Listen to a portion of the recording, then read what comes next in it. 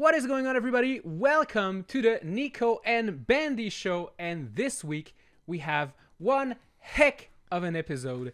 Isn't that right, Nathan? We sure do. A bunch of stuff just got announced literally like an hour before recording this. Yep. So pretty hyped about it. Nintendo just shadow dropped a bunch of things this week, and yeah, this is going to be a great show. Once again, a bit sad because we were supposed to have Reggie from Nintendo once again. Sadly, he just texted me and he's having lunch with Doug Bowser, the ex-CEO of Nintendo. So, I mean, I get it. Like, ex-CEO meets another ex-CEO and they discuss over lunch at Burger King or something. So, I'm sure he's going to make it. Like, why? He's going to get lunch with Doug Bowser and not, like, hang out with us? Yeah. Like, come on. Get your priorities straight, Reggie.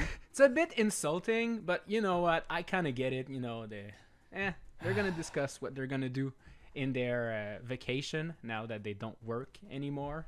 Although they I guess so. Seem to work anyway, because I think Doug Bowser is now working for Hasbro or something. Oh, I saw that. And Reggie was working for GameStop at some point on the board of meetings. So, whatever, man. Okay, are you ready to get into the weekly gaming news? Because I sure am. We have some breaking news this week, as you mentioned. We have a new trailer for Super Mario Bros. Wonder Nintendo Switch 2 Edition Plus Meetup in Bella Bell Park. Whew, what a great title. Say that 5 times fast. It's such... Oh, let me mute that. I'm just going to play it in the background while we check out the new things. I think it's going to be a bit exciting. It's Super Mario Bros. Wonder, but with new stuff. Yeah, I mean, there's actually quite a bit here. It's still not really obvious, like, how much just, like, regular levels there is. Like, they showed off some of the multiplayer stuff. We got Rosalina, which is cool, and we're going to see all that in a little bit. They did show off a lot of new content, but I am still curious, like, how many new actual proper levels are going to be included? Like, it looks like there's going to be some, but we just don't know how much yet. We know there's 7 Koopalings, and apparently we have to track them in the levels, but... Does that mean only 7 new levels? Probably not. I hope there's going to be more. I hope they're going to, run away in different levels. We don't know yet, but we'll know when it comes out. Maybe. Yeah. Basically, new multiplayer attractions can be found in the brand new attraction, Central Plaza. It's 17 new mini games that you can play in the local co-op, and it supports game share, which is kind of neat. I mean, I like it. Most of the games now support game share. And what we see right now, I think it's the online part. It's the game room plaza. And it only supports 6 attractions instead of 17. So that's not a lot. I mean, I guess it's not a lot, but I guess it's nice that there is still, like, some online for this. So, and I think this is like actual proper online, because technically the game has an online mode, but you're not really playing with other people. You're kind of playing against, like, ghost versions of other people.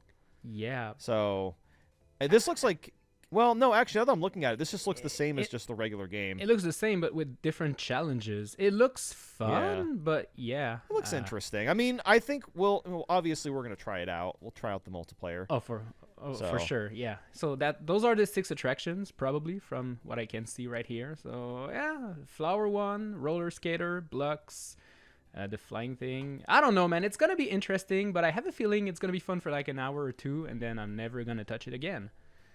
Yep, probably. But this next part that's about to play is even more interesting. It's the Toad Brigade training camp.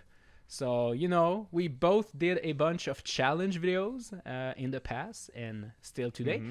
Well, this is what this is. The Toad Brigade training camp is a bunch of challenges that take part in levels from the single-player game. So, this is what I mean, a lot of it is like I saw like coin challenges and it's about to show up on the screen. I saw like a bunch of challenges that both of us have made videos on. Clear the course in time, defeat all the enemies in time.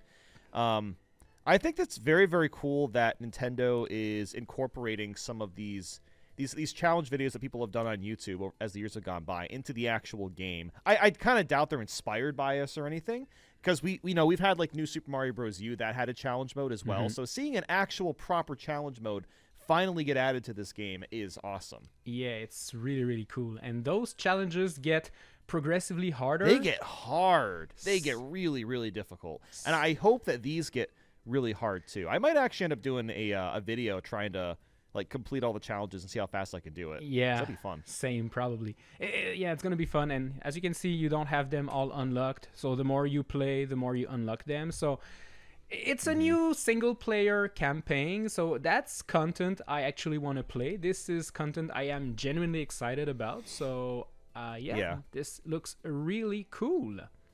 This might be the most exciting thing out of the, at least for me, like the most exciting thing to play. Yeah. But you know, Rosalina is also a really, really cool addition, and not only Rosalina. Well, I guess we'll just stay with the video. But yeah, here's the Koopalings. Yeah, they're back. Did you miss them? Honestly, it was a little weird not having them in this game, so it is kind of nice that they're like included in the DLC. Yeah, exactly. So basically, they stole the treasures of Bellabelle Park, and we have to track them down inside levels. And as you can see, it's Wendy as a Cheep. So also, okay, that is kind of cursed. Like it's a little bit cursed, but it's also really cool that she has like her own forms. Different forms. This is beautiful. But this is gonna be fun. That's all that has been shown for this mode, so I know they want to keep the secret, so I have hopes that this is gonna be a big mode, hopefully. So yeah, I guess we'll have to see. Yeah, and as you mentioned earlier, Rosalina joins the adventure, so yay. Yeah, which I mean isn't a surprise. I think people already found that. Yeah. And they saw her in some photo or something when this was initially announced. Okay, I didn't know that. Well, now it's official. Well, now you know. Yeah. Yeah, and she has the same abilities as Mario and his friends, so she doesn't play differently. She doesn't have a spin jump like in Super Mario 3D World, but she has a friend introducing co-star Luma. Just a Luma. Now, this is actually very interesting to me. I'm wondering if you can bounce off the Luma, because could that mean that you could maybe beat the game without jumping, and then you use the Luma to bounce off of? That's actually an interesting idea, an interesting thing. I don't know. From what I wonder if that would be possible. I might end up doing something with that, because I think there's going to be some sort of crazy video that you could make with this character, and it's like mouse controls too. Yeah. So I guess I'm not that surprised. I can already see speedrun tricks being done with a co-star Luma, probably like at AGDQ next year or something. You know, a co-op speedrun using Luma and Rosalina. Yeah, so this is going to be interesting. And what we see right now is the assist mode. So reminds me of Kirby's Epic Yarn. Basically, you can't take damage, you can't die. I don't get the point of this, because there's already characters in the game that don't take damage. Yeah, like Nabbit and Yoshi. With Nabbit and Yoshi. So what's the point of this? I don't understand. I think this one is really for like new gamers, maybe kids, toddlers, and just noobs that want to get into gaming but have never played a game. I think that's totally fine, but like you already have Yoshi and Nabbit, so I don't really get the point of this. But I mean, whatever. It's not really the end of the world or anything. Exactly. So you fall down, you go back up, and you never die. That's the new assist mode. So I mean, I'm not going to use it, but that's cool. I know people that might use it, and that will help them play this lovely game because it is a great game. So, yeah, definitely. Yeah. And then I think there's like one more thing, or there's two more things that they really showed, and which we're going to see in a little bit, is there's a new power-up. Yeah, it's right here. Mario turns into a plant, and then they say nothing else. They show that he can shoot a flower into the air, and that's it. Well, you know what? I didn't even notice this because I was taking the notes for the podcast and I completely missed this. What the heck? Yeah, it's just a new power-up. They said nothing else about it. Boom. And that's it. This is it's just a plant. He's a plant? It's so weird. And he throws flowers. Yeah, okay. If I had to make an assumption, or just a guess, I guess, you can like stand on the flowers or something and get like extra height with them, kind of like the bubble power-up. Yep. Maybe that's how it works, or maybe it's like just an attack for attacking enemies like up above. I'm not really sure, but I don't know. But this is interesting, and that's such a Nintendo thing to do. Just show something random and just don't say anything about it. Yep. Yeah. And then that's it. So yeah, I didn't even notice that the first time I watched the trailer. So this is brand new. Okay, cool. Yeah. Flower Mario. Yeah, just a new power-up. Yeah, the game is coming out in March 26th, so in 2 months. So this is gonna be cool. Yeah. I'm looking forward to play it. Obviously, if you already have Mario Bros. Wonder, you can buy it for, you said $20, I think. It's 20. Okay. Yeah. Yep. I've got it. I've got it pre-ordered already. So $20, and you get this beautiful meetup in Bella Bell Park. So that's cool. I like this game. Well, then, I guess the last thing we could touch on too is they're doing 3 amiibo for this as well. Look at those. And finally, they're doing Elephant Mario. I don't know what took them so long to do Elephant Mario. Yeah, but he's stuck inside of a pipe. Poor guy. Yeah. But yeah. So these will probably be $40 amiibo, which means if you just wait, they'll turn into $20 amiibo. So do not buy these at full price if you want any of them, because all of the Switch 2 amiibo have dropped down in price significantly. Yeah, I literally just picked up, I don't know if you can see it in the background, but I picked up Waddle Dee from Kirby Air Riders and also Kirby from Kirby Air Riders. They had like a secret sales at my local GameStop here in Canada. So instead of paying $54.99 for one amiibo, they were $19.99, so $20. So I bought them both. I had like both amiibo for $40. I mean, that's okay. When I started collecting all of those plastic figures, they were $12. Now they are like 20. I think 20 is kind of the most I would want to spend, because like it does kind of suck they've gone up in price, but also, you know, inflation does exist. It does. And also the quality of the amiibo has increased a lot ever since the price has gone up. So I'm okay paying like $20 for these things, but anything more than that is kind of pushing it. Yeah, it makes no sense to pay $50 for a freaking little Kirby figurine. Like, it's bigger than the normal amiibos, but it's not that big either. Like, let me pick it up real quick. Yeah, let's check it out. Yeah, let's see it. Like, it's Kirby. It's a bit bigger than traditional amiibos, but it's not big, and you pay $54 like a huge for figure. this because you can just, you know, do this. Wow, magnets! How do they work? Swap them. Yeah, I have a couple of them too. And the thing is, I actually have every single physical amiibo, and I did not buy any of the Switch 2 ones right away. I just waited a few months. Yeah. And I got them all for like $15 to $20 a piece. And that's a way better deal. Significantly better. Yeah, because the thing is, like, I already have them all. I kind of want to keep up with it, but I was not about to drop $40 or $30 on just one of these things. So I'm glad I waited. No, that's actually the smart plan. So those 3 amiibos, I gotta fight the urge to pre-order them and just wait a couple weeks, a couple months, you know. Yep. It's always the freaking FOMO. Like, back when I was really hardcore collecting all the amiibos, you had like 10 to 15 minutes to pre-order them before they became like sold out online. So yeah, I kind of still remember the Shovel Knight one. That one, I was literally there. I was at the Best Buy checkout online, and I pre-ordered it like within 2 minutes, and they canceled my order because they filled too many pre-orders. Yeah, it was crazy back then. But nowadays, with this price, that's gonna be probably $30-$40. You can wait. Yeah, you can wait. Yeah, just wait it out. They're just sitting on shelves, and eventually, you know, the stores, they have to make place for other amiibos or other stuff, and you know, they just give you a good deal. So, but they look good. Like, I like the Captain Toad and Talking Flower one. I don't really care for the Poplin and Prince Florian one. It looks good. Yeah, that's such a weird choice. Like Poplin, like why not a Talking Flower amiibo? I know, but you know why we don't have a Talking Flower amiibo? It's because here comes the segue. Here comes the segue to the talking. Oh, dang it! To the Talking Flower, literally. Yeah.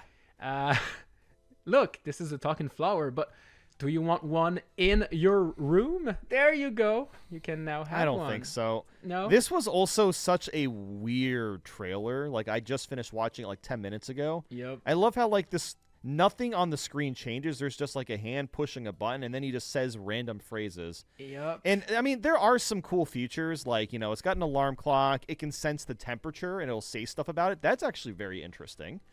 No, it's got, like, stuff like that, but... But also, why? Yeah, what is the point of this? Look, I don't really understand. He can says, make sure you're getting your veggies. So, thank you. I always needed a freaking plastic thing that tells me to eat my veggies, I think it's just like a meme at this point. It's a funny product, kind of like Alarmo. They're trying... I think it's a very... Yeah. random stuff, basically. Except I think Alarmo is way better than this. Like, no hate on Talking Flower, but I think this is not a good product. It feels like a gag gift. Like, this is one of those gag gifts you find for like $10 somewhere, and you give it to someone when you don't know what to give them for a present. They like Mario or something. They like video games. Oh, here you go, a talking flower. Have fun with this. Yeah. That's what this kind of thing feels like. And it share phrases based on the time of day and sometimes messes up. So that's what they were showing right now. It's 10 a.m. Oh no, just kidding. It's 9. Like, okay, it's funny, but why do I want him to lie to me? That's so weird. What are batteries anyways? They're running out. I don't know, man. I think this is a big joke. And do we have a price on this thing? Let me actually check, because the page wasn't open when I checked. Yeah, the page is still dead on my end. It says hoops. Dude, I'm gonna take a wild guess and say it's like $100. Yeah, it's gonna be super expensive. I can already see the Nintendo tax on this product. It's gonna be very expensive. Look, I like Nintendo. I'm not buying this. Hell no. Like, I think it would actually scare me if I had this talking flower on my desk and it just randomly started talking to me every 30 minutes. I would get jump scared by it. Okay, now I think I gotta buy one and have it in the background for one of the random, oh my God, one of our podcasts, and eventually, bada bing, bada boom, the flower just keeps talking for no reason. It's gonna be great, man. That would be funny for a couple of podcasts, yeah, just to have the flower talk. But yeah, same. Like, if it was 10, 15, 20 bucks, maybe I would consider it, but it's gonna be 80. There's no 90 way. bucks. It's gonna be completely ridiculous. Kind of like Alarmo. It's gonna be a lot. But I think maybe if we wait, there's going to be sales and it might go down in price. So, I don't know, man. Yeah, we'll have to see how it sells. Yeah, it's a freaking talking flower, man. I mean, I'll give Nintendo this. It is very creative. Like, it is such a weird idea. And I think a lot of people think that Nintendo doesn't do weird things anymore. This is weird. This is such a Nintendo thing to do. This is pretty weird. But yeah, this is bizarre. It's a thing. It's a thing that we can buy eventually. I think it's releasing with Bella Bell Park, right? Does it say? I think it's like a week. I think March 12th. So it's a little bit before the DLC comes out. And it's going to be available online at the My Nintendo store and at select retailers. I know Nintendo New York, Nintendo San Francisco is going to get them. I don't know if you're going to be able to buy them at GameStop or like Best Buy. I don't know. We'll see. Maybe. That is a little strange. They're only selling them at the Nintendo stores. This feels like one of those things you pick up at Target or like a Walmart or something. I know, right? but yeah. Okay. Only the Nintendo stores, I guess. So yeah, the discussion was like, who is this product for and why? And I think we addressed this. This is for no one, and why, I have no clue. No. I think that pretty much sums it up. I don't know. Like I said, I mean, to me, it's just like a weird gag gift that you can like get a friend for a birthday or something. I guess. Like, I don't really know like who else would really want it. I don't know. I could see like, kids liking it. They would probably find it amusing.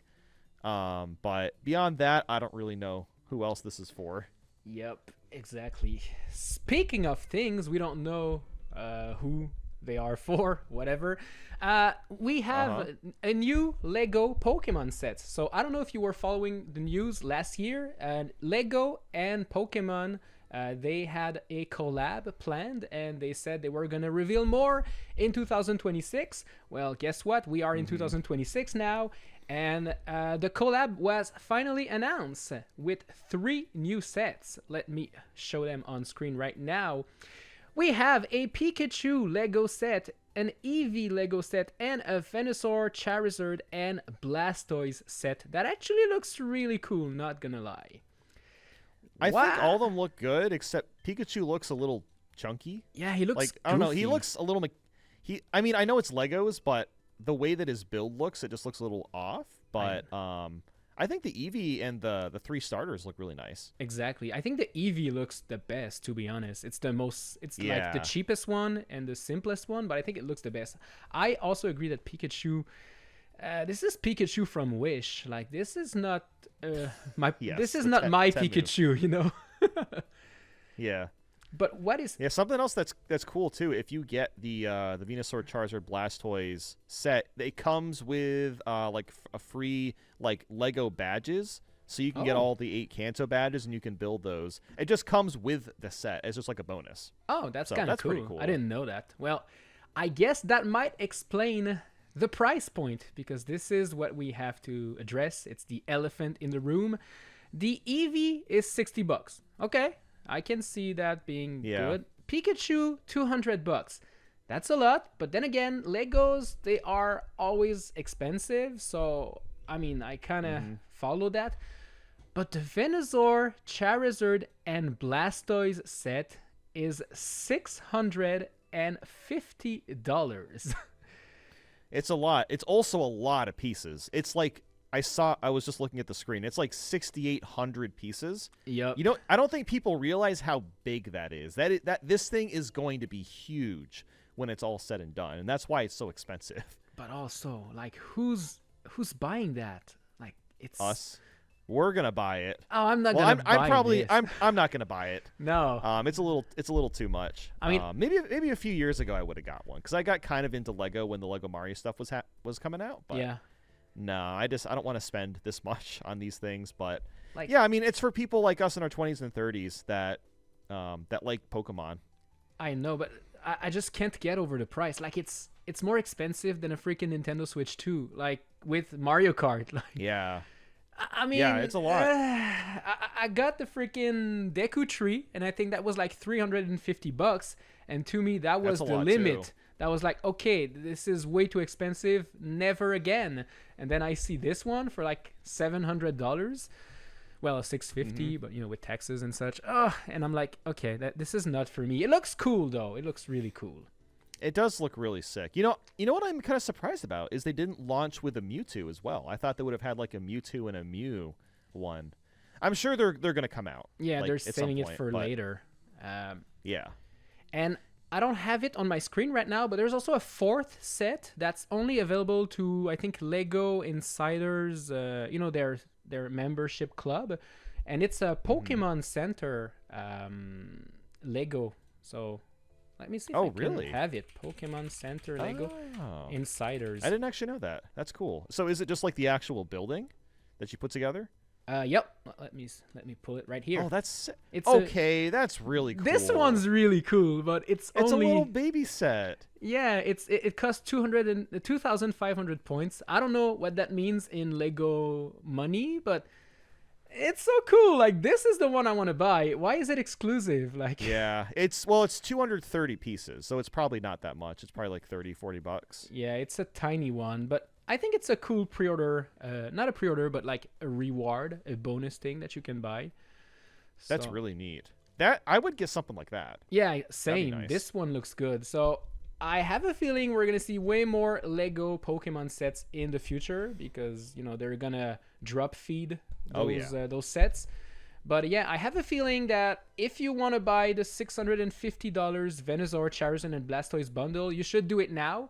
Because I think this is gonna sell out pretty quick, but because it's gonna become a collector's item. That's my feeling. I think a bunch of people are gonna buy it and just like put it in a box, seal it, and they're just gonna hoard it. Yeah, they're gonna hoard it. You know, it's gonna be like any other Pokemon thing, where if you hold this Pokemon Lego set for like 10 years, it'll be worth like $2,000 or $3,000. So like, I'm sure people are gonna do that. They're not even gonna. They don't care about actually, you know, building it. They just want to make a profit off it eventually. Yeah, so if you want to get rich, get this. By the way, not financial advice. This is a joke. We're not financial advisors. Exactly. Don't do that unless you really want to.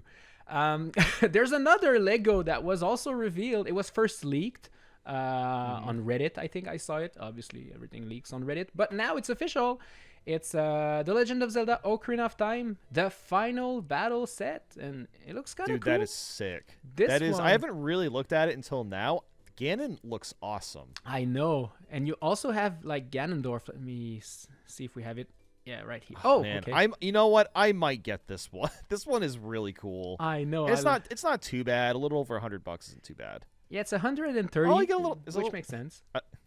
I like that it also comes with a tiny Ganondorf too. Yeah, it's so mini. And you have Zelda, Nice. you have Link, you have Navi, and this is basically the final boss from Ocarina of Time, but now in Lego form. And you know what? This one I'm buying.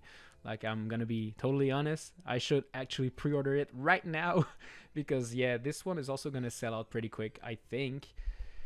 I actually might get this one too. I mean, I'll think about it. We'll see. Yeah, it's not the biggest one.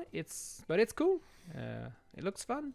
Lego. I like that they did a really good job designing Ganon in particular, I think. Yup, exactly. So that's the Ocarina of Time Lego set, and that's all the Lego news we have. Sorry about that. There's a lot of Lego news for 1 week. I All know. sorts of stuff came out. But this next one, I think I'm gonna let you explain it more because I don't really get it. But apparently, a new Nintendo Switch 2 model has been discovered on like a Nintendo accounts portal website. It's called the model code is called OSM, and the Switch 2 is apparently called BEE. So this is not like, this is a new model, and people think this might be a Switch 2 Lite or a Switch 2 OLED. Yeah. I don't know if you can say more about that. I mean, I could see that. I would be shocked if a Switch 2 Lite comes out like this year. It seems like a Switch 2 Lite would come out probably 2027. Yeah. But maybe it comes out this year. I mean, I guess we'll have to see. I'm curious how much it's going to cost, too. Is it going to be just $50 under the Switch 2? Is it going to cost the same? Considering a lot of people are speculating that the regular Switch 2 is going to go up even more in price because of all of the stuff going on in the world right now. Because of So AI. maybe... Right, yeah, because of AI and tariffs. Basically, those two things combined is driving up the cost of electronics like crazy. So maybe what might end up happening is regular Switch 2 goes up to $500, and then the Switch 2 Lite comes out, and that's $450. Maybe that's what this is going to be this year. Or it could be next year. I mean, who knows? I still feel like it's a little too early for them to drop another iteration. Exactly. Yeah, the Switch 2 is not even 1 year old at this point, so... I think this, like, I read this news, and I think I already told you on Discord, I think this is nothing. I think this is just a bunch of codes that were added and maybe left out. I don't think a new model is coming out this year. I think it's way too early, and especially, like you said, with the tariffs, with the RAM prices, with AI driving the prices of everything up. This is not a good moment to launch a console. I think even Sony like leaked that they pushed the PS6 to way further because who's gonna buy a freaking $1,000 console right now? So yeah, no one wants to do that. Exactly. And, yeah.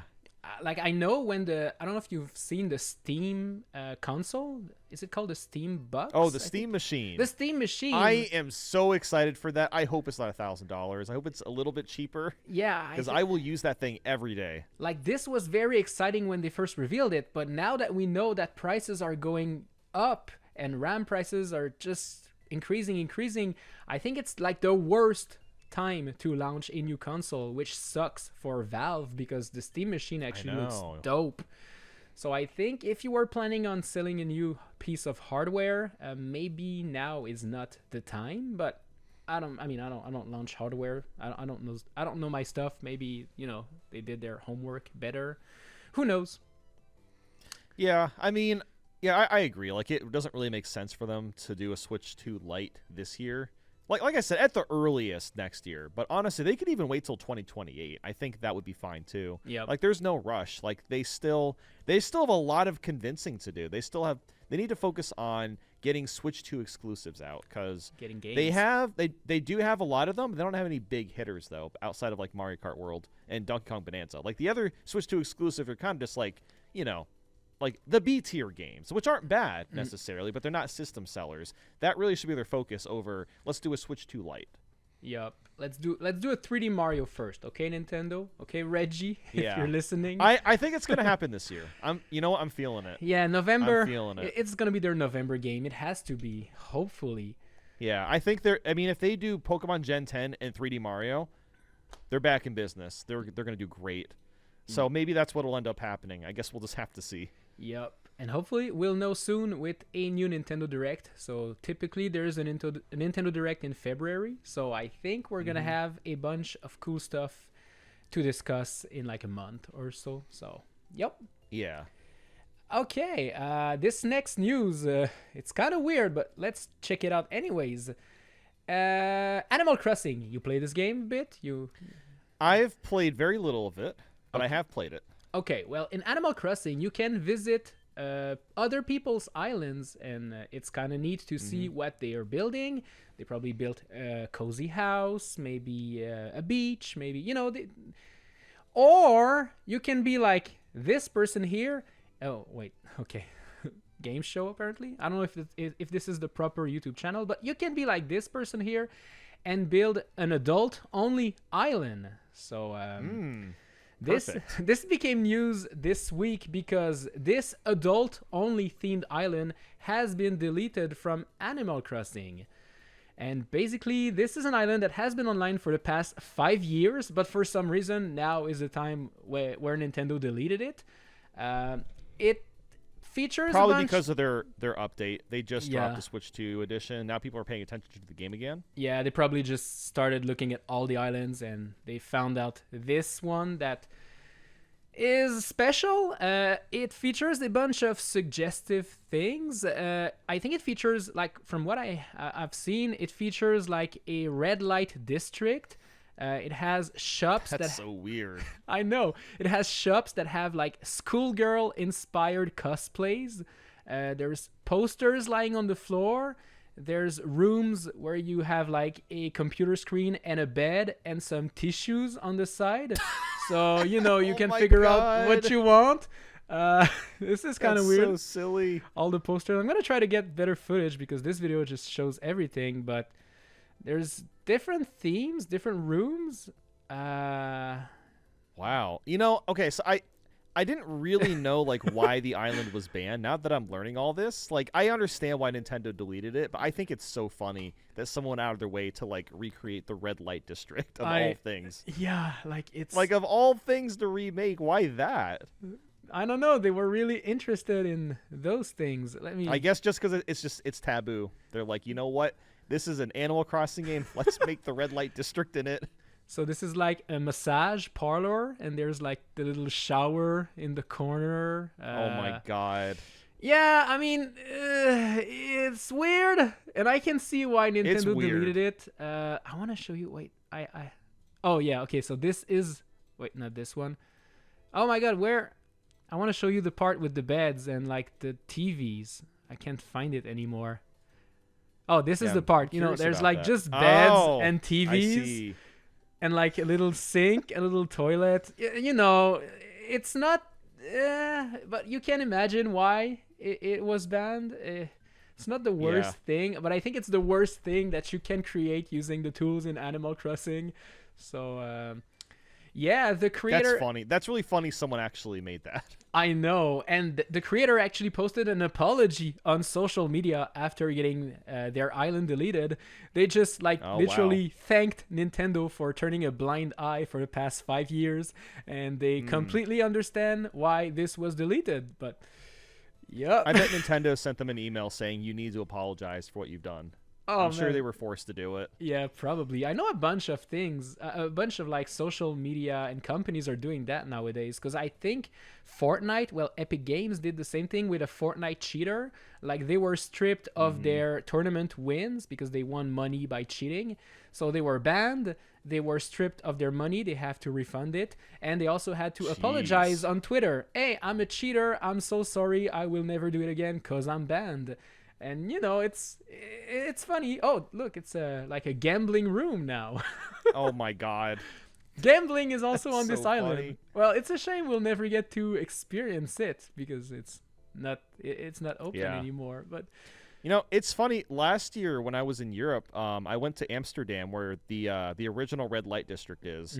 I thought about going just because I was curious. I think it's only active at nighttime. Yeah.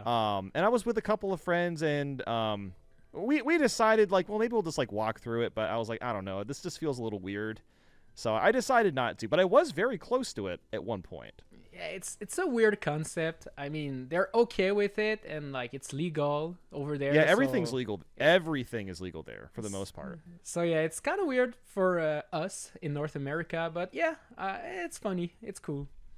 But yeah, that was the adult island. It has been deleted. It's no longer a thing, and well, rest in peace, I guess. Exactly.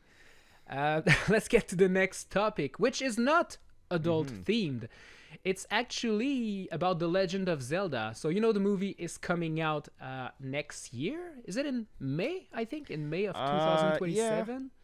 I think that's what they said.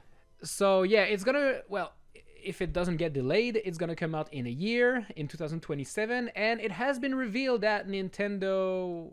Well, is it Nintendo? But anyways, it's Sony Pictures Entertainment that makes the Zelda movie, which is kind of funny, like Sony working with Nintendo. Nothing makes sense anymore, and that's okay.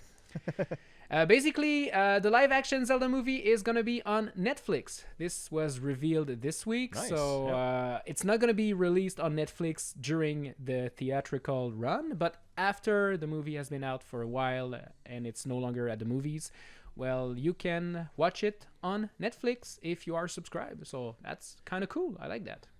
Yeah, this is not surprising to me at all, because the Mario movie was thrown onto Netflix. Yep. And I don't use Netflix a lot, but I remember when the movie came out, I would often check, like, what is the most watched thing right now? And you know what was always in the top 10? The Mario movie. It was it was in the top 10 for months. So... not surprised whatsoever that this is going to be coming to Netflix. I'm sure if the movie's decent, it'll also be a very popular movie to watch on that platform. I hope it's going to be good. Like, I have hopes for this movie. Yeah, we'll see. I don't know, man. It like can a live action, they could mess it up in like a billion ways. I don't know. Yeah, it can go two ways. We'll see. It can be like a masterpiece, an amazing movie like Lord of the Rings or something, or it can be a total crap show. You know, it can be totally cringe, bad, and be Zelda's Adventure on CDI quality. Hopefully it's not that. Or the Mario movie from the 80s. Oh, the 90s. The 90s, yeah, that was crap. But it became good eventually because, you know, it's a good bad movie. And you know, maybe that's what this will be. It'll be a really bad movie, but it's fun to watch. And I personally like those. I would be okay as long as the movie's entertaining. Like, I just don't want it to be boring. Like, I'm okay watching a bad movie or a good movie. Just as long as it's entertaining, that's what really matters to me. Yeah. But I kind of want it to be good, you know, because it's Zelda. Yeah, I hope it's good, too. I hope they pull it off. I wish they just did an anime style. Like, why live action? I know. This would be so good if it was in an anime style. Or even, like, just like they did the Mario movie with, like, 3D models and such. It could have been fun. But, you know, they went live action. Even that would have been okay. Yeah. I mean, we'll see. I think like the director of the producer of this movie is the one that released the bad superhero movie Morbius or Venom. I don't remember, but I think the director didn't make amazing movies, and now he's working on Zelda. So this is a bit scary, but you know, there's Nintendo. There's the big Nintendo machine behind the thing. They're not going to let anything slide. Like, if they see it's garbage, they're going to say, no, let's redo this. Yeah, fix that. I'm sure they're super anal about this. Yep. Like, they do not want to mess this up. They must be the most annoying. This would be a bad thing to mess up. Exactly. They must be the most annoying people to work with, but also that's because they want the best product. But also, we're talking about the company that's releasing a freaking talking flower. So, who knows? Who knows? Okay. We have one more news that we have to talk about this week. And you played it, actually. I haven't played it yet, but you did. It's my boy Expand Dong. Because Donkey Kong Country returns again for the 5th time. So, yeah. Again, Donkey Kong Country Returns HD got a free update that you can already play. It was like Shadow Drop Tuesday night this week. And it adds Dixie Kong from those other Donkey Kong games like Tropical Cheese and, you know, all the other games she's been into. Yeah. That's kind of funny. Like, this game never had Dixie, but now it features Dixie.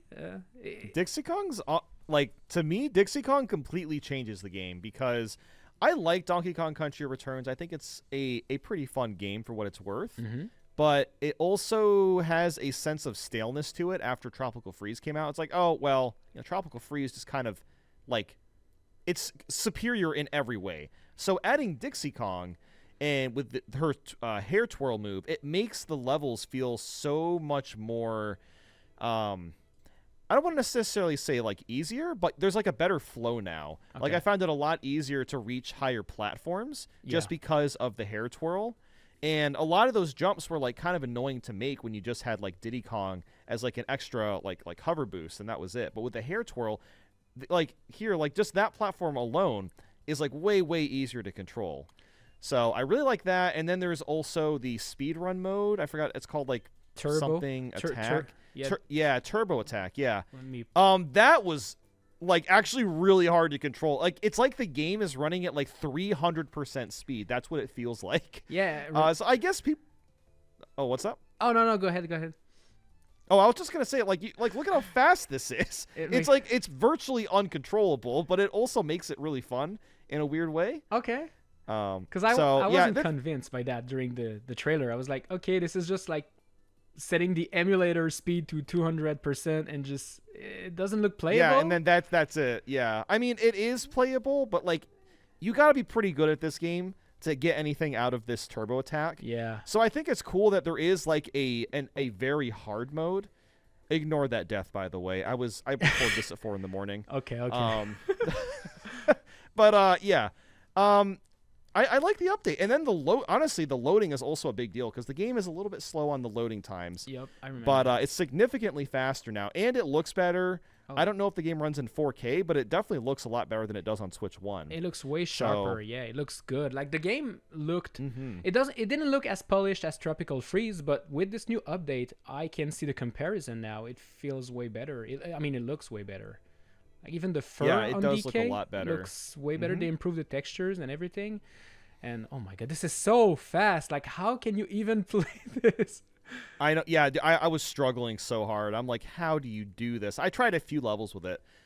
But something that was really nice, I was trying the levels in World 9 with Dixie Kong, and those felt way more manageable. Those levels are really hard. Yeah. So having Dixie Kong for those was really nice. So I might actually go back and play the game with Dixie. Yeah, at some point. Dixie was like my Kong of choice in Tropical Freeze because she was OP, like compared to Cranky and Diddy. Like Dixie is way better. Yep. So I can see this game getting way easier now that we have Dixie. And as you said, all of those special dungeon levels and also the final world, the special world, all of the levels are so difficult. But now with Dixie, I have a feeling it's more bearable. Like it's going to be more fun, I guess. Less frustrating, I should say. Yeah, to me, the game is much more fun with Dixie Kong.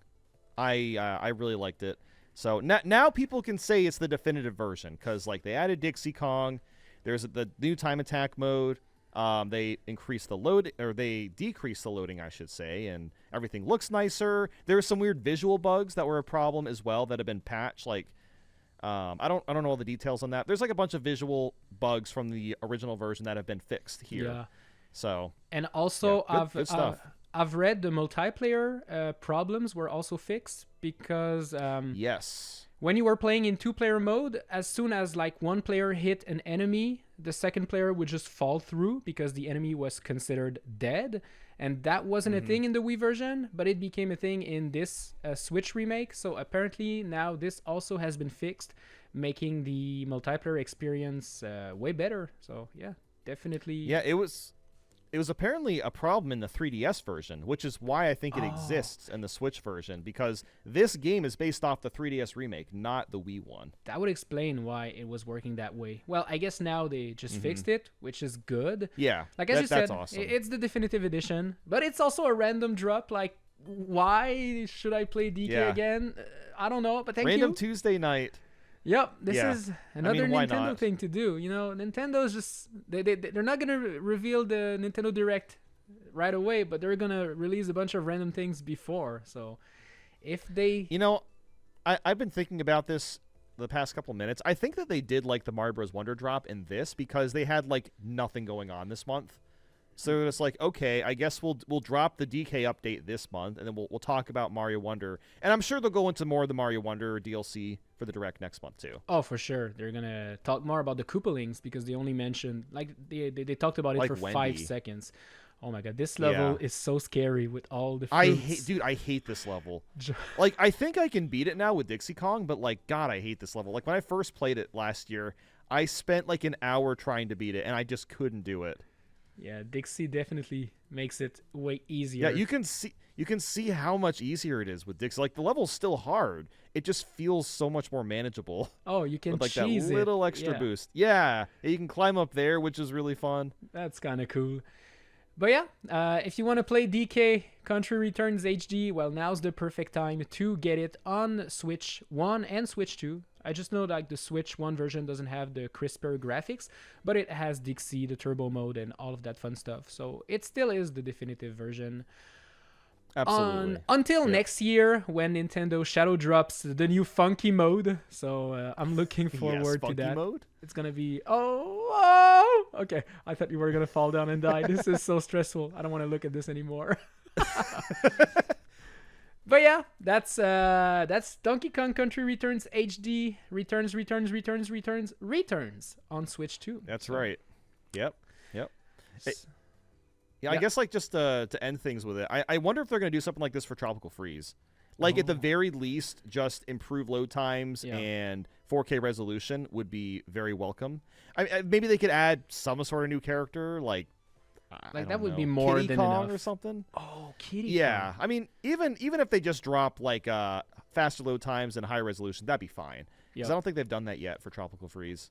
I mean, we can't complain. It's free. I think I can complain about like Bella Bell Park being $20 if there's not enough content. Like I don't know yet, but because when you pay the money, you can complain. But this is free. Like they didn't have to go out their way and release that, and they just did. So that's cool. I like it. Good job, Nintendo. That's a pro consumer move. I like it. Yes, let's see more free updates like this. Exactly. This is the game would be plan. nice. This is what we want.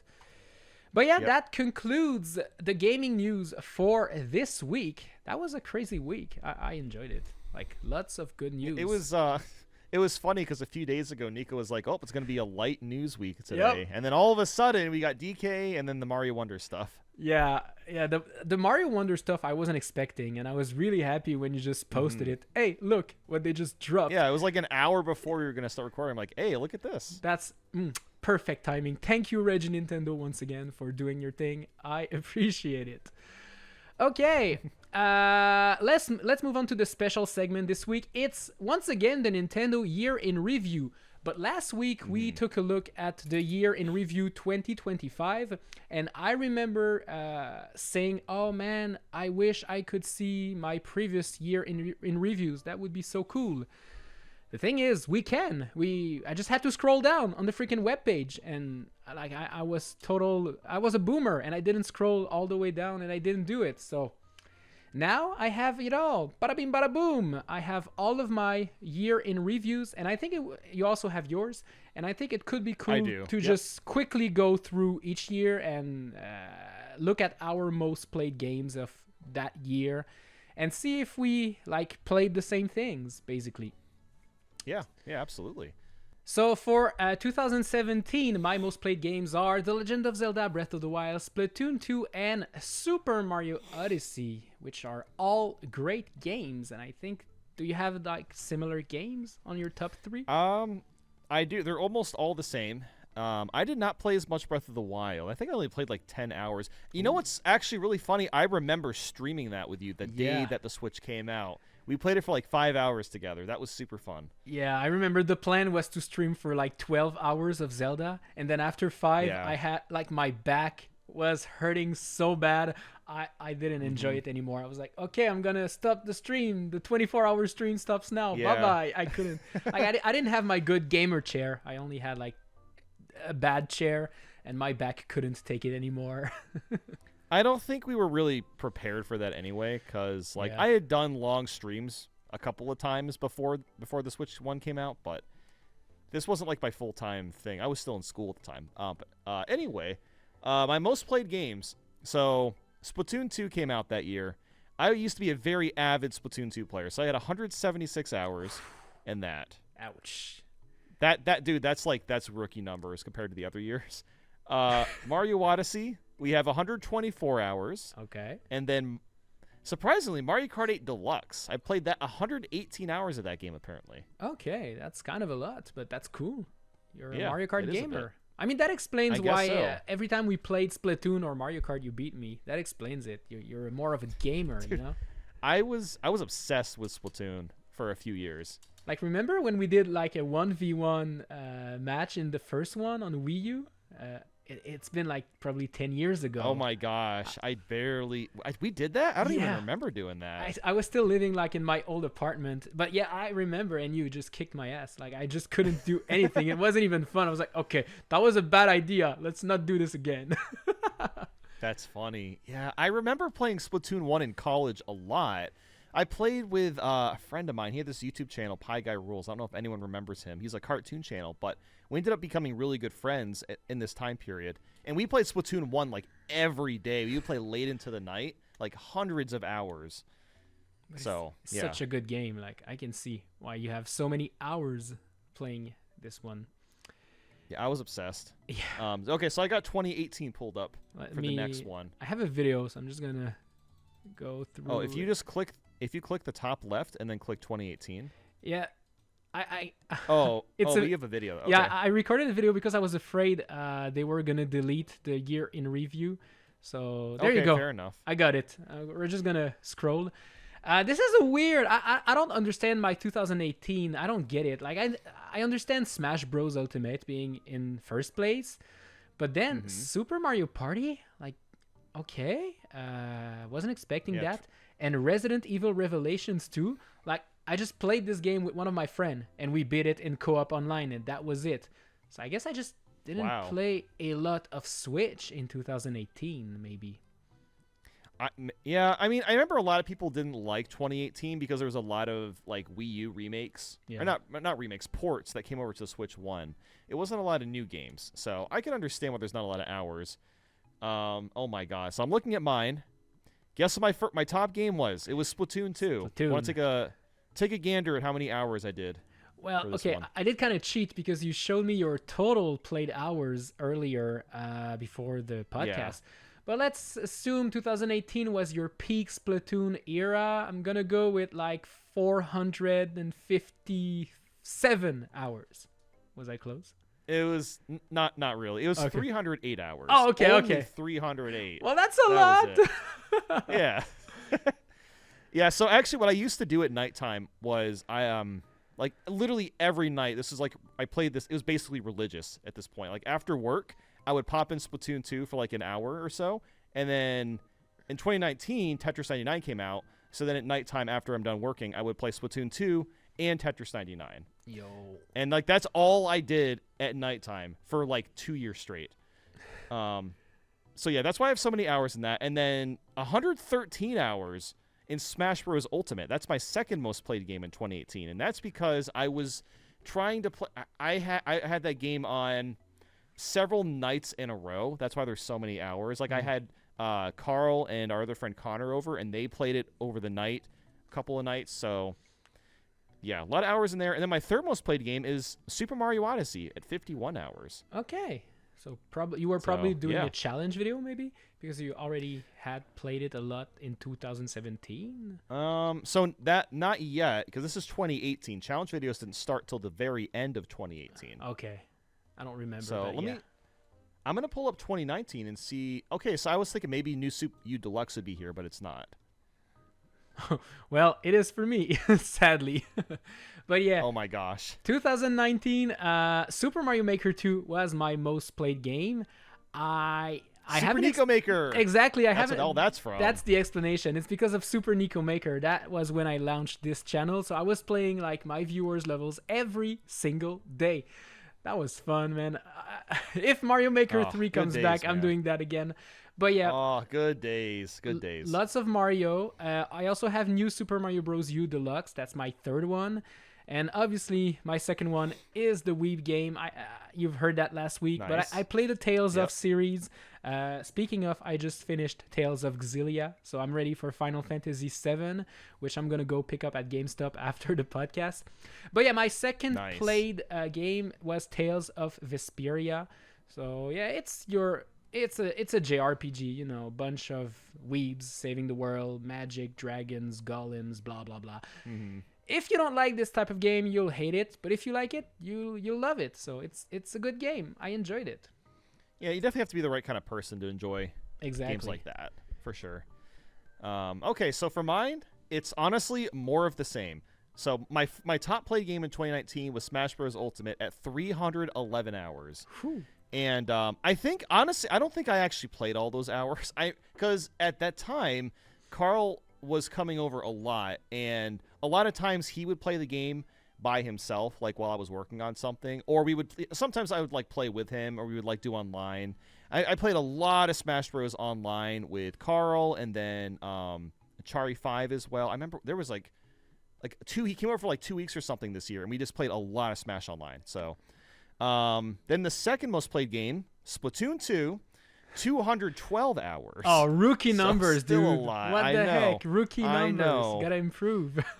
Dude, so lame. And then my third most played game, Tetris 99 at 92 hours. Okay, that's a lot of Tetris. But that explains what you said earlier. Your nighttime was Splatoon and then Tetris. Tetris 99. I'm not at all surprised by these results. Man, not even a little bit. You must be like a pro at Tetris because you played I'm it pretty so good much. Yeah, I'm pretty good at Tetris now. I'm not going to lie. I'm pretty good at it.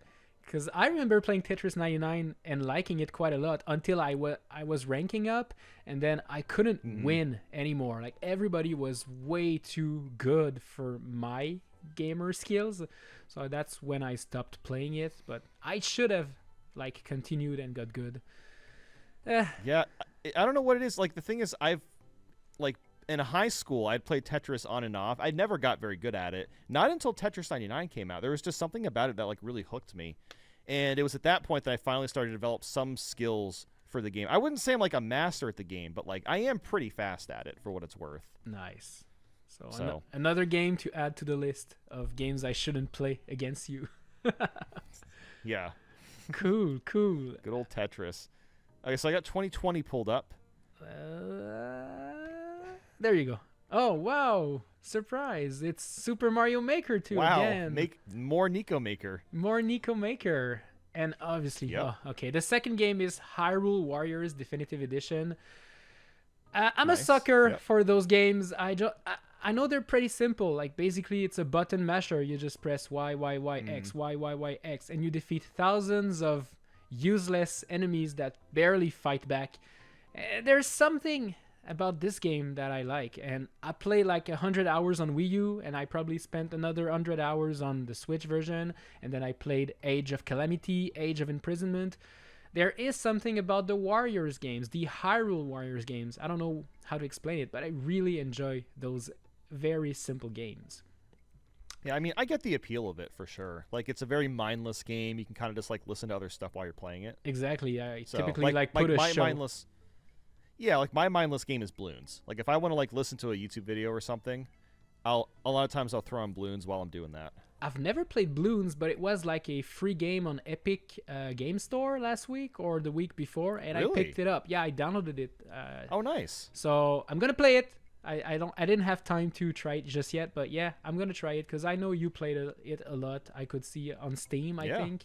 So I'm gonna try that one as well. My third game was Mario Odyssey, so nothing probably surprising here. Video. Challenge videos without a hat, without transformation, without a coin, without a block, without anything, without playing. All that stuff. That stuff. Yeah. What about you? So my top game, also Mario Maker 2, 118 hours. Let's go. And you know what's funny? I think all this time only comes from that one update. Remember the update where they added like worlds and the Super Mario Bros. 2 theme? So basically, I made this video. I spent an entire week working on it where I tried to recreate every level from Super Mario Bros. 2 in Mario Maker 2. And I think that's where most of the time comes from, is just leaving the game on overnight and Yeah, I'm pretty sure that's what most of it is from. So, yeah. And then my second place, Splatoon 2, only 88 hours. I'm starting to die down a little bit on it at this point. And then my third game, Smash Bros. Ultimate at 68 hours. God, these are such boring choices. I know, it's always the same. Yeah. But same for me. Like, I have a feeling 2021 is going to be another Super Mario Maker 2 years for me. Yeah. We'll see. Yeah, I mean, again, the Smash thing is like, a lot of it is like, oh, okay, Carl's coming over, we're playing Smash for like, an hour or something. But I mean, so it's not me even like actively that interested in playing it. It's like, oh, I have a friend over, let's play Smash. But like, that's the perfect game to play with a gamer friend, like Smash. Everybody loves Smash, or at least likes Smash enough to play it for a night. So it's perfect for that. Yep. All right, I got 2021 pulled up. It's actually kind of different. Okay, yeah. I'm surprised by the picks here. Yo, Pokemon Unite? Okay, that's actually really hype. This is embarrassing, but yeah. Super Mario 3D World and Bowser's Fury as my most played game. I don't know if you remember, but that's I used to speedrun this game quite a lot. So did I. So, oh yeah, that's right. We both did it. We even like did Bowser's Fury together on a stream with Failboat and Family Jules. But yeah, Bowser's. Oh my! I forgot about that stream. It's been like a long time. The thing is, I thought I did that with Tetra, but no, that was with you. Yep. Because Tetra wasn't speedrunning it. It was just the both of us. Yep, we were getting pretty fast at beating the game. I remember like streaming during the morning, and then I was gonna go eat lunch. I came back in the afternoon, and instead of working, I would just start the stream and start another playthrough, another speedrun attempt. Even rage quit a couple times. But yeah, this is a fun game to speedrun, and I was getting actually quite good at the end. I had my strats. You were really good at it. I knew what character I needed to use for each level and where all the green stars that I needed to pick up were located. I even learned a couple glitches to go faster. Yeah, lots of hours were spent having fun in Super Mario 3D World, but also a lot of hours were spent not having fun playing Pokémon Unite. Pokémon Unite, if you don't know anything about this game, that's good. Keep on not knowing anything about it. It's a MOBA featuring Pokemon. It's kind of like League of Legends, but with Pokemon. It's fun. You and Tetra were super into that when that came out. It is a great game. I enjoyed it quite a lot. But the thing is, with MOBA and competitive games like that, competitive team-based games, is that your entire team needs to, be good if you want to be good. And it only takes one... I'm going to say bad apple, but it's not a bad apple. It only takes one person that doesn't really know what they're doing to, mess up the entire game. So it's the type of game that makes the bad side of you come out. I don't know how to say it, but, it's not a good game. Like, Understandable. Exactly. Like, I stopped playing this game because it just made me feel worse every time. Like, I had one good game and 5 bad games, and I was...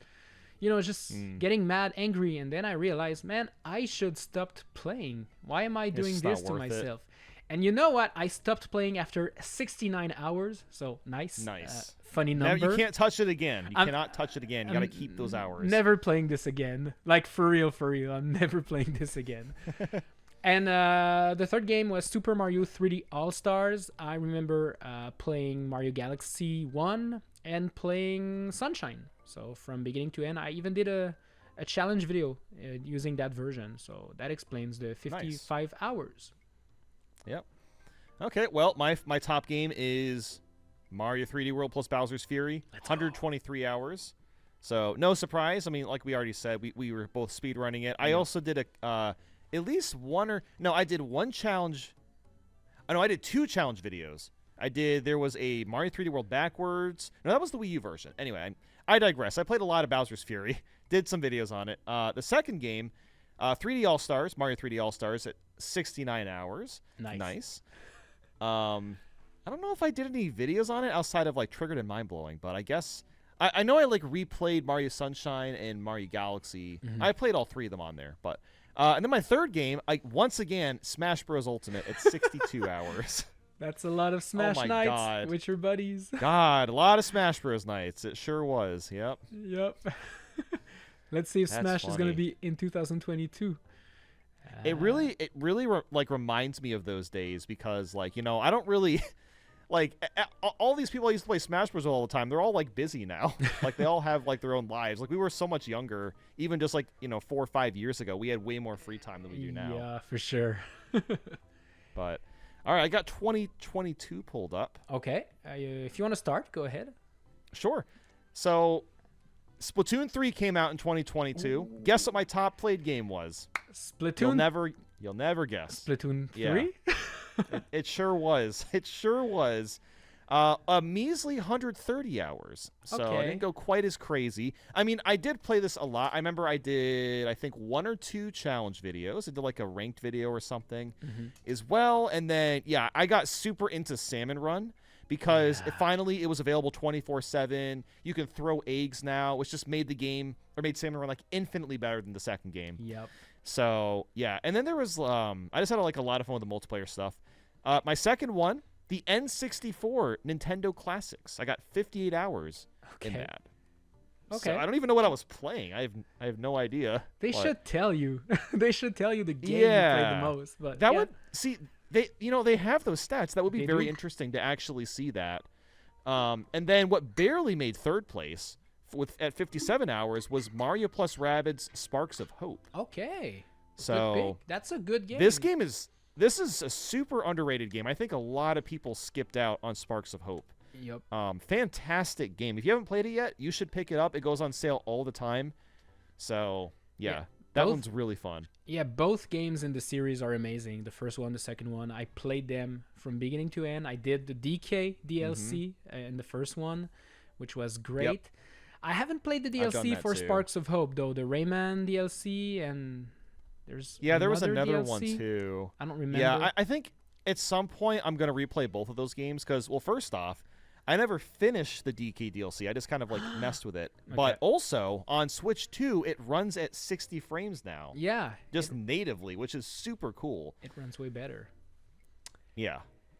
Cool. But yeah, those are my games. Cool. My games are not Minecraft surprised. Dungeons? Yeah, Minecraft Dungeon is my most played game, but that's actually a game I used to play with my girlfriend a lot, so that's why we have so many hours. Like, there's a bunch of hours that I didn't play. She was the one playing, but all of our characters were on my profile, so she had to use my profile to play it. So, but yeah, it's fun. I don't know if you've played it, but it's Diablo with Minecraft characters. I think we played it for a Minus World video like once. Oh, maybe I'm not we mistaken. Did. Yeah, maybe. I could have sworn that we did. It was on Game Pass at some point on PC, and I remember picking it up on Game Pass just to play it. But yeah, I beat this game so many times. It runs like garbage on Switch 1. The load times are not really good, but for some reason, this is the version we played the most, and I played 100 hours of it, so it's good. I'm sure it's gonna be in 2023 as well, because we play it from time to time. Pokemon Legends Arceus, that was my go-to cozy game in 2022. I love that game. I don't know why that should be on my top 3 because I played like 80 hours of that game. It's so peaceful. It's so relaxing. You just explore the world and you catch wild Pokemons. And this is such a simple idea, but it is so well executed that I played it a lot, and I kind of want to play it again. Like, I was hoping Pokemon Legends ZA was going to give me the same thrill. It gave me a different kind of thrill. Like, I had a lot of fun with ZA, but it doesn't replicate what Arceus was. Like, it's so much better, in my opinion. And my third game... And Mario Kart. Yeah, Mario Kart. The Booster Course Pass. The Booster Course Pass. I used to do all of those videos, detailing what the new things were in each of those Booster Pass waves. In each of the waves, that's what they call them. So every time a new wave was released, I would make a video. So I played a lot of the Booster Pass, and yeah, Mario Kart 8 Deluxe was already the best Mario Kart, and now it was even better. And in my opinion, it is still the best Mario Kart. Like, I'm probably gonna get some people angry, but Mario Kart 8 Deluxe is better than Mario Kart World, in my opinion, at least. Now it is. Yeah. Once World gets, like, more tracks and stuff, some of the DLC comes out. 200cc mode is a thing. Yeah. Once like it gets more of the actual like good stuff added in, it'll eventually top it. It might top it, but for the time being, I still see myself liking Mario Kart 8 Deluxe and playing it way more. But yeah, let's go to 2023. Okay, yeah, I'll go ahead and start. Okay. So, Splatoon 3 was still relatively new. I got 150 hours this year. That's my top game for 2023, Splatoon 3. My second one is actually Zelda Breath of the Wild at 141 hours. Oh my gosh. Okay. So, yeah, this was actually, I think, this was technically the first game that I was playing for the ranking Zelda game video, because I ranked all the Zelda games in 2024, and I started with Breath of the Wild. I wanted to do that one first and Tears of the Kingdom last, because I didn't want to get burned out playing them. That was kind of the idea. That's a smart plan. So I finally played it all that year. Absolutely incredible game. It's probably my favorite Zelda game, even still. And then third is, surprisingly, Mario Kart 8 Deluxe at 82 hours. Let's go. I mean, I played the Booster Course Pass, but I don't remember playing it that much. This seems like a lot for 2023.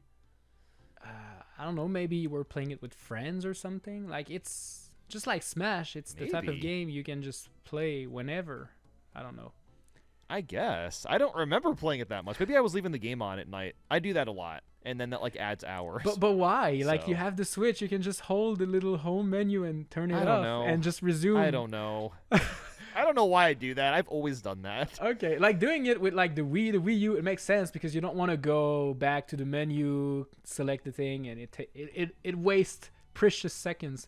But the Switch and Switch 2 is just snappy. You just resume. I guess it helps me like keep my spot exactly how it was, because like for Breath of the Wild, I could like save, close out of the game, but when I like wake up the next day to play it, I just want to start it immediately and not wait for the game to load. So I'll just leave it on.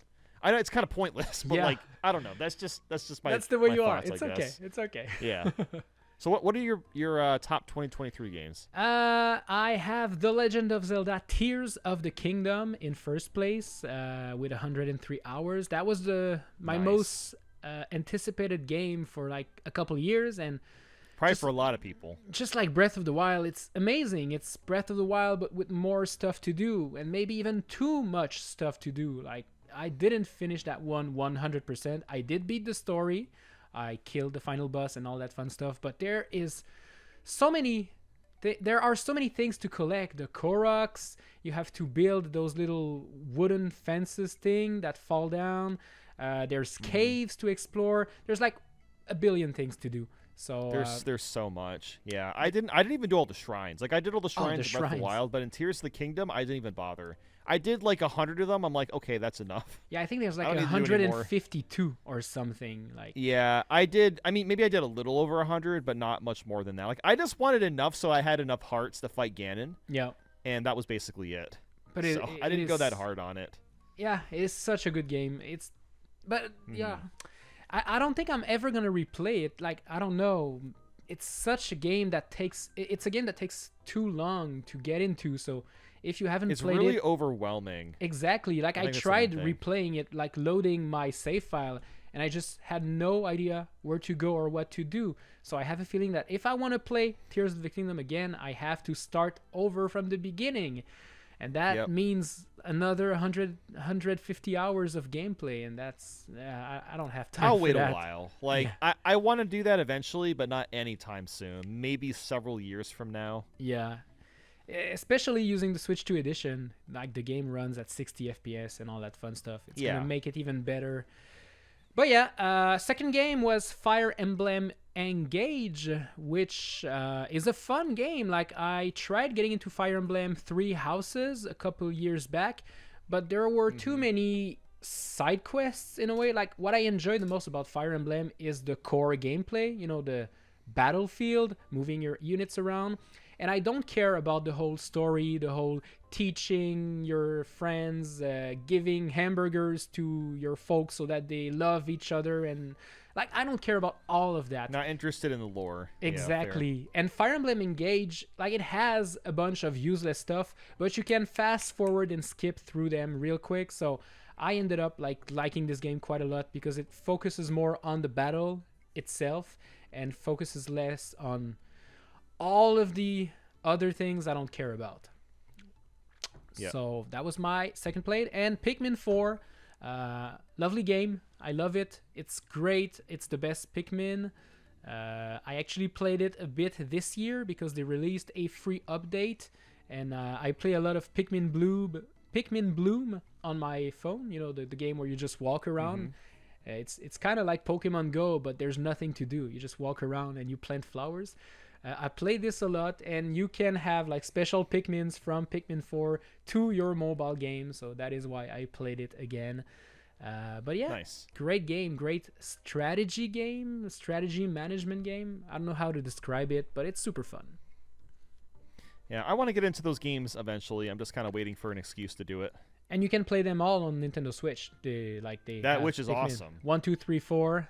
I played Pikmin 1 and 2 before playing Pikmin 4 on that year. I remember I didn't play Pikmin 3 because I ran out of time, but I wanted to play all of the previous Pikmins before the fourth one.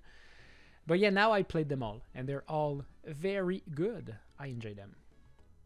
Yeah, that's cool. I played a tiny bit of Pikmin 2 on the GameCube like 8 years ago, and I thought it was fun. But yeah, I mean, at some point I'll probably find an excuse to play them. But yeah, I guess I'll do my game. So for wait a minute. We're on 2024 now, I think. Yep, this is the last one. I already did 2023. Okay, so funny enough, for 2024, my most played game was Tears of the Kingdom, 135 hours. Yo. So okay. yeah, I waited a year before playing it because I know everyone played that game in 2023, but I was playing Breath of the Wild. Everyone was playing Tears of the Kingdom. I'm like, okay, well, I'm just gonna wait, like whatever. So yeah, that was my most played, and then the second most played at 91 hours was Skyward Sword HD. Oh, great! I did not play. Yeah, I did not play 91 hours. That was another one where I kept leaving the game on at night.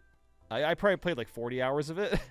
But yeah, I actually really liked it. I think people were, I wouldn't say harsh. I can understand why people don't like Skyward Sword. There's definitely some things about it that kind of suck. Like the last third of the game did not need to be there. It really starts to drag at that point. But the dungeons are incredible in that game. The combat is super, super fun. The music is great. There's a lot of things I really liked about the game.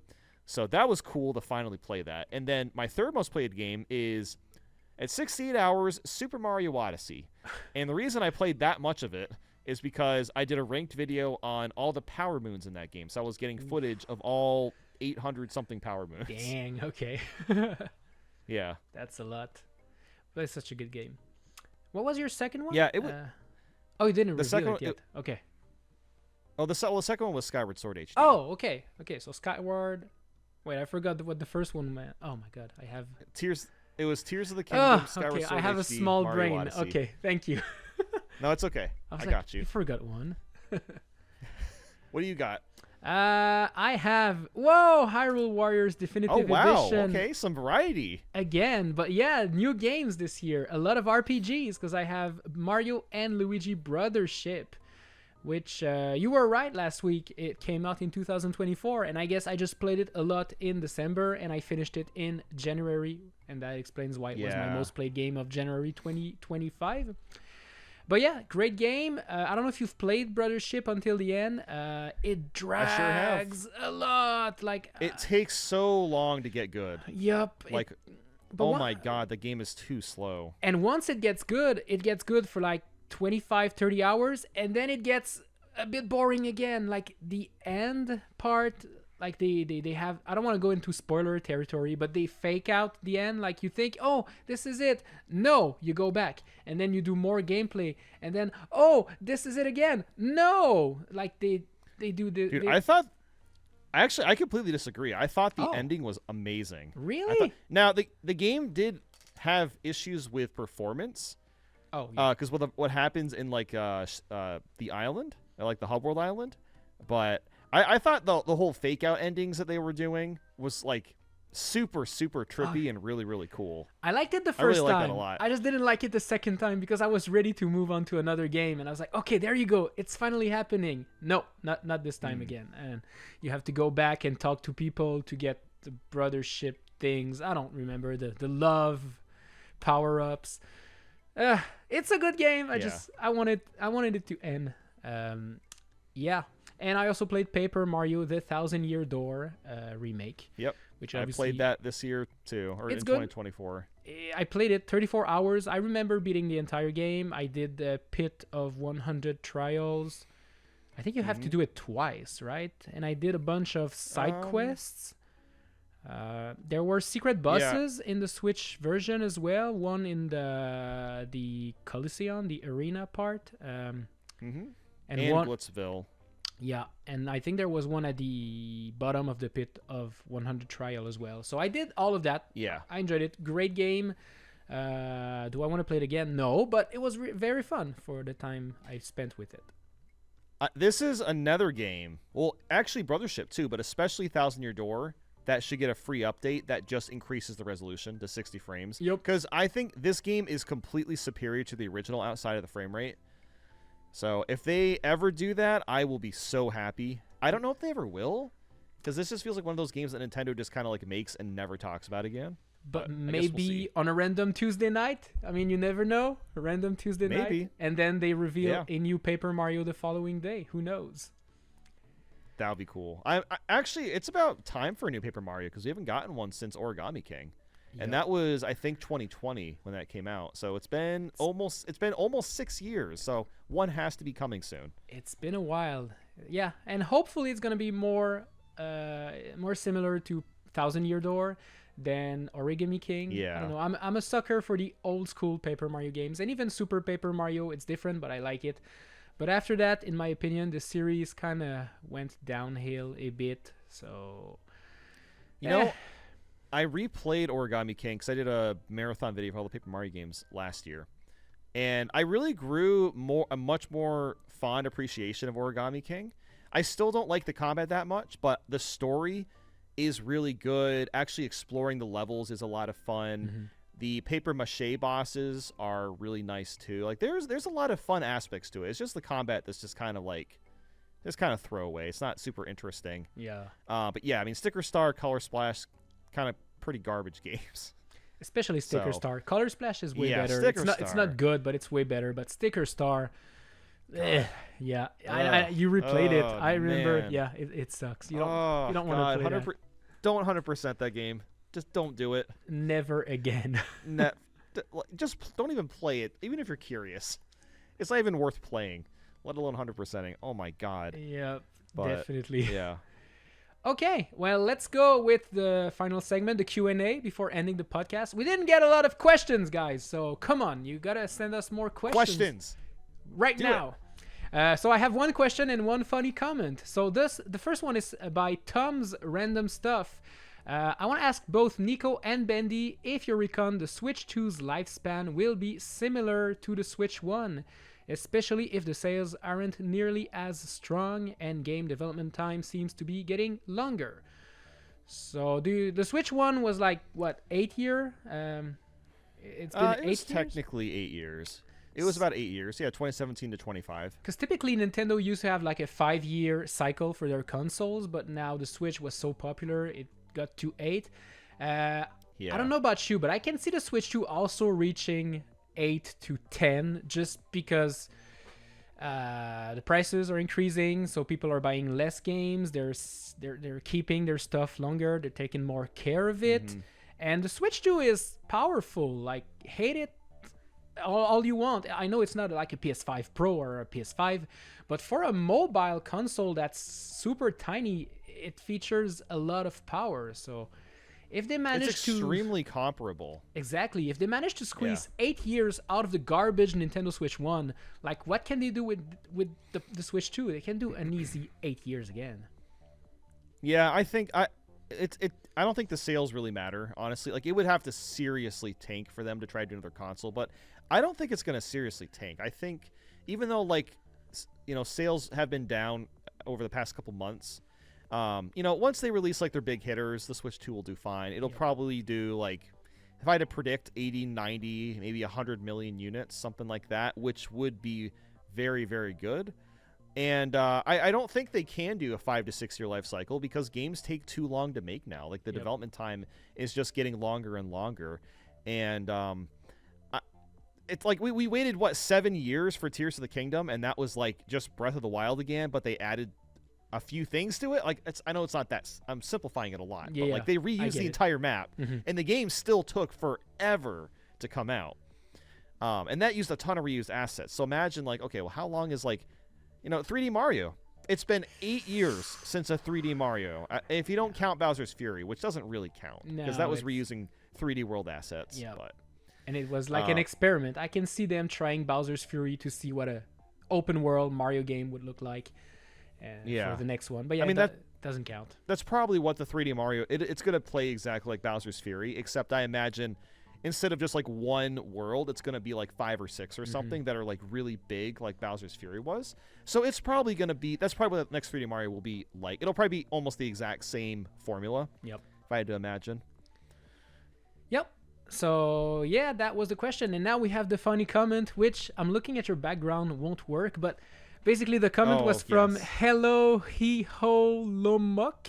Sorry if I destroy your name, but the comment was like, Nico has some cool video game stuff in the background, all professional like, and then we have Nathaniel in an almost empty room with workout stuff and Shrek for some reason. But Shrek is no longer there. I got rid of him. No, I didn't get rid of him. I put him in a closet. Okay, it was a bit much. I very purposefully don't do like just a bunch of video games in my background. And there's nothing wrong with that. Like basically everyone does it, right? But for me, I just like having a different background compared to everyone else. That's really the main reason why. So like I'm probably going to just like start randomly adding stuff in the background. Just like as time goes on, because I actually recently moved rooms. My office used to be in another room in my basement, and where I am right now, it's a much bigger space. So I have not been working in this particular space for very long, maybe like 6 or 7 months. So yeah, all my games are literally right there. Okay. But like I don't really feel like putting them behind me. Okay. They're literally just out of frame. Yeah. Can I let me see. Nah, you don't have to leak. Oh, leak! Yes, look at that. There's all the games. But where's Shrek? Where is Shrek though? Shrek, he's hiding in my prop closet. But that's okay because you have like the gamer area. That's not your background. Yeah. So if you just want a game, you just go there. That's kind of cool. Like this is just like my office, my background. There's no TV to game here. Like I game on my monitor. Yours? I actually really, really like your setup compared to a lot of other people, because what so many people do is they just take like some random ass shelf and they just slap their games on it with no coercion whatsoever.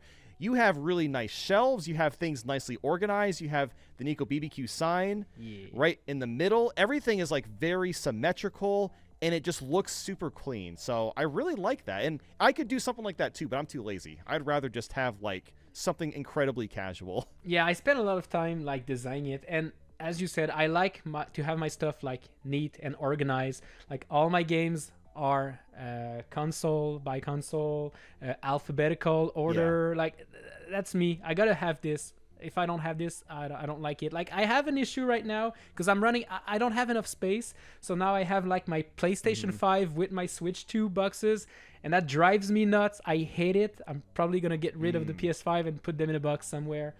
There's a couple things like that I don't like. Like this shelf shares Wii U and GameCube because I didn't have enough Wii U games for an entire shelf, but I also had too many GameCube games for one. So a couple things like that drive me crazy, but that's the best I could come up with, and I like it. It's good. I mean, like I said, I think it looks very, very clean, and it's different compared to like I said, most people that have like their games in the background, it's just like a boring shelf, and then their games are just on display, and that's it. But like you put a lot more care and effort into yours. I guess that's the point I'm going for. Yeah, that's cool. I'm glad it shows. Yeah. All right, well, those were the questions and funny comments. Hopefully Shrek will come back next week. Who knows? Or maybe maybe SpongeBob, maybe something different. I do have the N64 pillow. It fell. I had it on the elliptical, but I guess it fell. Maybe next week you guys will get to see it. Thank you so much for watching the podcast this week. It was a great one. Once again, make sure to subscribe to the YouTube channel. The link is in the description because we're posting the first few episodes on our channels, but I think in like 1 or 2 more episodes, it's going to be only on the new channel. So make sure you subscribe. Yes, you don't go want to check miss out that. the Nico and Bandy show. And if you're links in the description. Exactly. And if you're a Spotify gamer, we also are on Spotify. Last time I didn't have the link for the show ready, but now it is in the description. I have the show ready, so go follow us there if you want to listen to the podcast while doing something else. But yeah, thank you so much for watching. Thanks for chilling with us, and we'll see you in the next one. I'll see you next time. Reggie's going to make it next week. I promise. For sure. Reggie, better be there, dude. Be there, be square. Bye.